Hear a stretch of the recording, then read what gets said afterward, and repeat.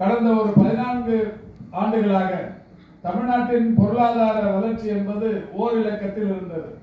14 வருடங்களுக்கு முன்னால், அதாவது 2010 மற்றும் 11ஆம் ஆண்டுகளில் தமிழ்நாட்டின் பொருளாதார வளர்ச்சி 13.11 இருந்தது.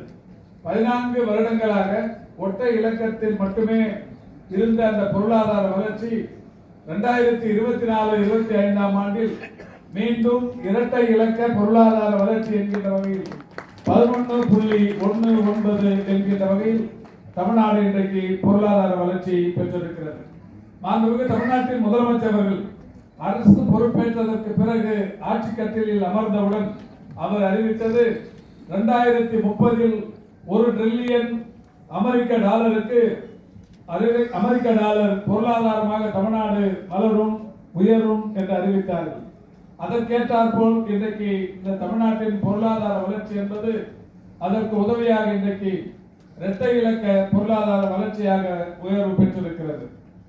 நம்முடைய இதே பொருளாதார வளர்ச்சியை பொறுத்தவரை மற்ற மாநிலங்களை கணக்கெடுத்துக் கொண்டால் இந்தியாவில் 36 மாநிலங்கள் என்றும் யூனியன் பிரதேசங்கள் என்றும் 36 இருந்தாலும் அதில் ஒரு 4 மாநிலங்களும் 2 யூனியன் பிரதேசங்களும், குறிப்பாக கோவா, குஜராத் போன்ற மாநிலங்களும் பல்வேறு யூனியன் பிரதேசங்களும் ஆக ஒரு 6 கணக்கில் எடுத்துக் கொள்ளப்படாத அளவுக்கு கூட இந்த பொருளாதார வளர்ச்சி என்பது இருந்து கொண்டிருக்கிறது. ஓரிலக்க பொருளாதார வளர்ச்சி என்று எடுத்துக்கொண்டால் உத்தரப்பிரதேசம் 8.99 ஆகவும், ஆந்திரா 8.21 ஆகவும், தெலுங்கானா 8.08 ஆகவும், கர்நாடகா 7.37 ஆகவும், மகாராஷ்டிரா 7.27 ஆகவும் இருந்து கொண்டிருக்கிறது. இந்த நிலையில்தான் தமிழ்நாட்டின் பொருளாதார வளர்ச்சி என்பது தற்போது 11.19 உயர்ந்திருக்கிறது.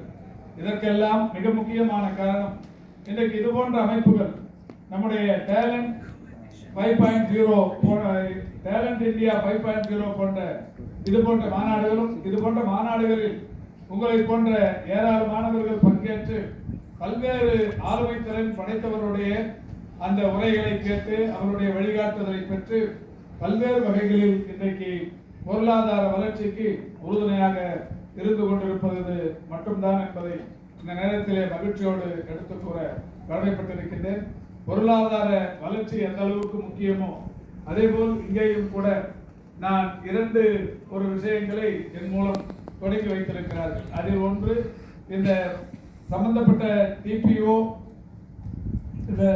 டிபிஓ மற்றும் HR இவர்களும் கலந்து கொள்ளுகிற ஒரு மாரத்தான் அல்லது ஒரு சைக்கிள் ஓட்டுகிற அந்த ஒரு இதை தொடங்கி வைக்கிற அந்த வாய்ப்பை எனக்கு தந்திருக்கிறார்கள்.